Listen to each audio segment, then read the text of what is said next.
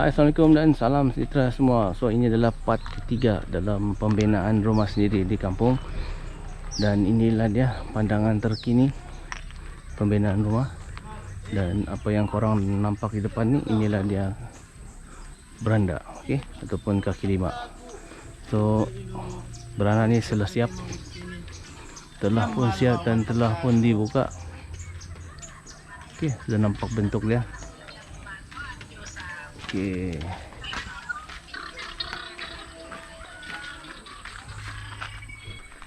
Alright, mari saya bawa korang masuk ke dalam ni. Okey, melihat sedikit perkembangan bagaimana keadaan di dalam ni. Okey, bilik-biliknya, ruang-ruang tamunya. Okey, mari kita masuk daripada pintu utama. So ini adalah pintu utama. Okey, so kita masuk daripada pintu utama. Okey, inilah dia ruang tamu. Okey, ini adalah ruang tamu. Okey, ruang tamu. Alright. Dan di depan tu adalah ruangan makan. Okey, mari kita lihat ruangan makan. Ini adalah pandangan terkini. So di bahagian atas ni belum siap lah. Diorang akan buat lagi beam di atas ni. Okey, supaya struktur lebih kuat. Alright, di depan ni adalah ruangan makan. Ni ruang makan. Dan ruangan makan ni saya design terus bersambung dengan dapur. Ni dapur. Ini adalah dapurnya. Okey, bersambung terus dengan ruangan makan. Okey. Dan di sini adalah bilik utama. Okey, bilik utama. Ini dia bilik utama. Okey, ini bilik utama. Dan itu adalah tandas. Okey, master room. Dan di sini saya buat dua tingkap lah. Okey, tingkap yang kecil ni supaya senang untuk lihat di ujung sana. Okey, bagian beranda. Dan ini adalah tandas dia. Okey, tandas. Okey, untuk apa ni, editing, kerja-kerja komputer, ini dia studio, mini studio guys. Okey, mini studio ni tidaklah besar sangat, cukuplah. Okey, ini dia mini studio saya. Dalam berapa ni ya? Dalam 7 kali 12 rasanya. Tidak silap. Dia punya ukuran. So di dinding ni saya buat satu tingkap. Okey, tingkap ni supaya boleh tengok di bahagian garage kereta. Ni garage kereta. Okey, boleh tengok-tengok. Ni dia garage kereta saya. Bersambung terus ke dengan rumah. So inilah garage kereta dia. Okey, boleh menempatkan 2 buah kereta. Lebih kurang ruangan garage kereta ni 19 kali 20. So dia tadi tingkap. Okey, tingkap daripada studio, mini studio. Ni.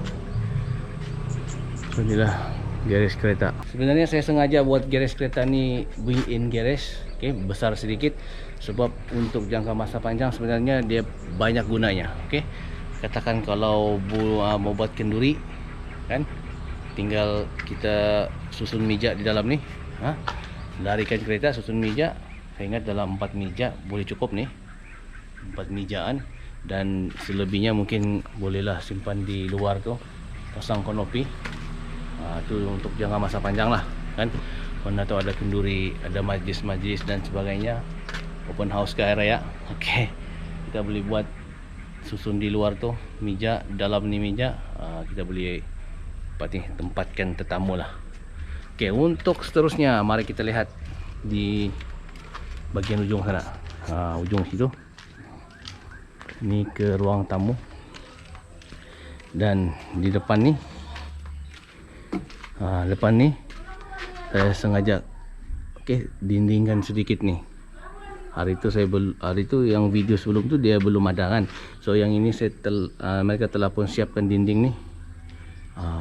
Ada tujuan tu sebab sebenarnya. Nanti saya bagi tahu apa tujuan dia. So di sini Ini bilik okay, bilik untuk anak-anak. So bilik ini dalam 12 kali 12, okay, 12 kaki kali 12 kaki besarnya, sama juga dengan dua bilik depan tuh. Okay. Dan di ruangan ini sini saya tempatkan untuk mesin basuh lah, okay, untuk cucian. Dan lepas cuci pakaian itu terus keluar ke situ, boleh sidai pakaian. Ada satu tingkap kecil. Dan di luar nih sebenarnya seperti yang saya cakap hari itu, ada satu tandas luar. Oke, ini tandas luar. Oke, tukang dia cakap tandas awam. Ini tandas awam. So tujuan tandas luar nih, kalau ada tetamu yang lepak-lepak di luar tuh, dia tidak perlu masuk rumah lah kan. So dia terus ke tandas luar tuh. Alright, ini bilik yang seterusnya. Oke, saya sama juga. Tadi bilik yang sana. So ini bilik yang seterusnya. Oke, cuma yang ini desain tingkap dia saya sengaja desain dari tepi. Oke, tepi. So besar bilik ini pun sama juga, 12 kali 12. Oke. Dan di bagian ini terdapat dua tandas. Oke.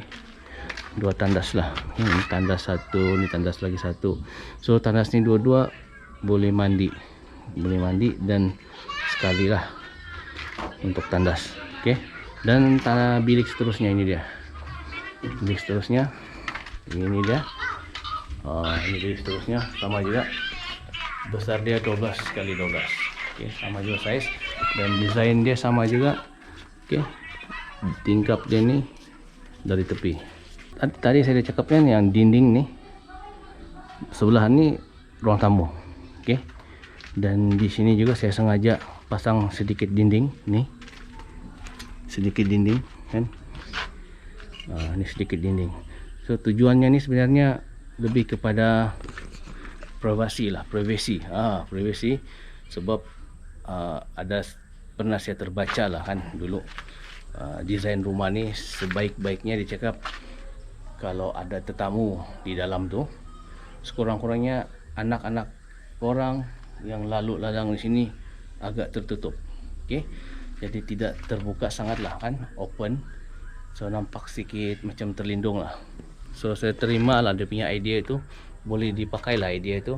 Dan hasilnya saya jadikan lah idea itu untuk rumah sendiri. Jadi inilah dia dinding yang korang nampak nih. Ini dinding nih. Dan secara logiknya juga kalau dinding ni wujud kan, kalau korang daripada ruang tamu ni sebenarnya kan, tetamu tidak akan nampak tandas dua tadi di dalam tu kan. So agak macam okey sikit lah, tertutup sedikit kan. Kalau tetamu duduk di sini, tetamu tidak akan nampak tandas dua tu. Jadi agak sopan sedikit lah orang cakap kan. Agak sopan sedikit kan, semua benda-benda yang tidak sepatutnya tertutup. Sama juga dengan ahli-ahli keluarga di dalam tu. Okey, ahli-ahli keluarga di dalam ni agak tertutup lah sedikit, walaupun ada sedikit ni, tapi mereka boleh macam berselindung. So itulah logiknya kenapa saya buat dinding tu, berdasarkan idea yang ada ada seseorang tulis dalam satu artikel. Dia cakap kalau mau buat rumah pastikan benda tu dilakukan lah. So saya terfikirlah idea tu boleh diterima, dan akhirnya ni lah saya aplikasikan di rumah sendiri.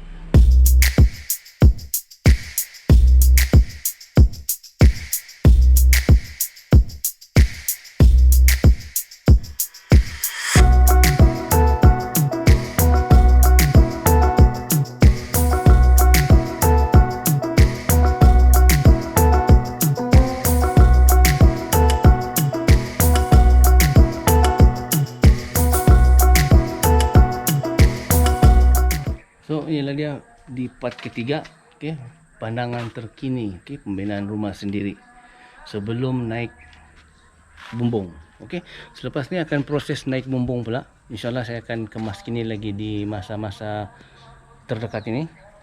Okey, di masa-masa terdekat ini akan saya kemas kini untuk proses naik bumbung.